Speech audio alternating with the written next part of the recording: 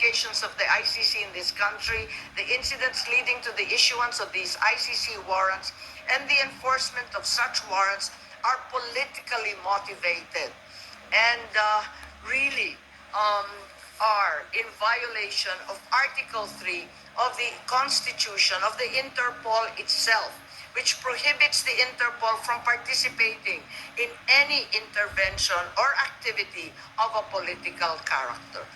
Ma'am, sabi niyo, you will do everything para harangin sakaling magkaroon na rin ng arrest warrant laban kay VP Sara. Ano Well, mga action ang gagawin niyo? Wala tayong balak na isuko ang soberanya ng Pilipinas at ibaliwala ang ating husgado. So hindi baka maireklamo kayo ng obstruction of justice just in case? Hindi ko po alam. So ano mga action ang gagawin niyo, ma'am, para harangin sakali? Iniisip pa kung anong kailangan gawin dahil tulad nga ng sinabi ko, haka-haka pa lamang ito. Ngunit sa nakita natin sa mga nakaraang 2 taon, itong mga haka-haka, duda, suspecha, madalas nagiging totoo.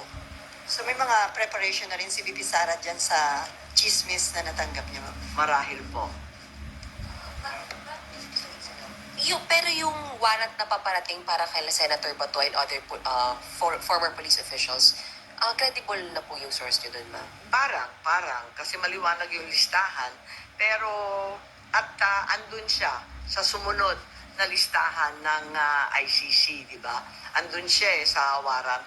Kaya't inaakala namin na yun na ang susunod.